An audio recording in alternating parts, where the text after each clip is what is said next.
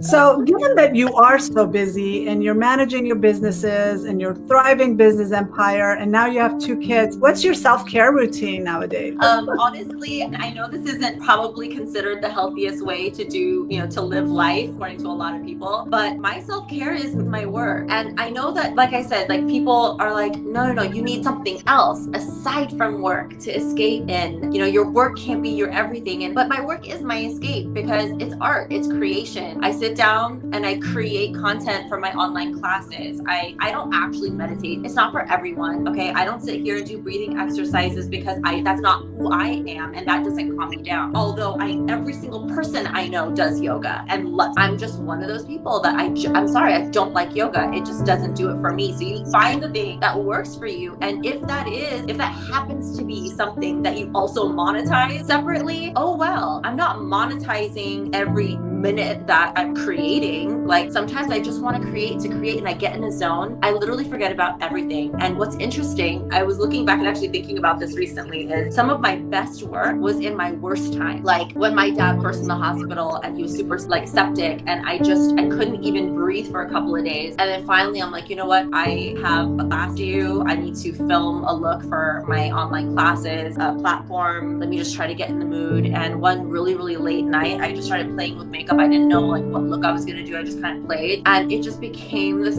I stayed up here literally all night. I don't think I got back to the living part of the house for hours, and I created the best work. And this has happened a lot, and I was looking back and I'm like, oh my god, that's not the only time. Like it's just you escape, and that is my self-care, is just creation and doing my makeup and then wiping the whole thing off and going to bed. Like it's not for an event, but it helped me really go through a lot of things. And for example, I had a really bad breakup with my husband before we got engaged. It was a really nasty breakup, and during that time I think I did really well. Like the beginning was hard, like the first few months I would say, like there was a lot of tears, a lot of anger and resentment. And then once I realized, you know what, this is a great time for me to focus on me. I graduated college during that time. I got to walk. I was closer than ever to my cousins and my friends. Like there was other ways that I was able to escape my sadness from what had happened, and I was able to thrive. So that's kind of my self-care, is the escape that comes when things go bad. But your creativity puts you in a zone, and that is your meditation. Yes, 100%. Yeah. So you meditate, just not the way other people Just a little meditate. different. Some people meditate by ironing. Some people meditate by washing dishes. You do it by washing makeup. dishes. And also when we're in a dark space, we get tunnel vision, and we only see through this tunnel, and we forget that there's other things going on. So when you were so sad about your husband or breaking up with him, that's all you were focused on. But when you saw, hey, I could go finish school, I can go hang out with my cousins, that expanded your view of life. 100%. So yeah, you do meditate, not the way that people think. And that's what, I'm glad you brought that up, because a lot of people think, well, I have to take a bubble bath and I have to get a massage and I have to meditate and say Om for 30 minutes. No, find your zone and escape mentally. Yeah. I mean, if certain things cause more stress for you, or can't even really focus on something because you hate it so much, that's obviously not going to work for you. I took yoga actually to see if that would help me. It was actually during the breakup. I was,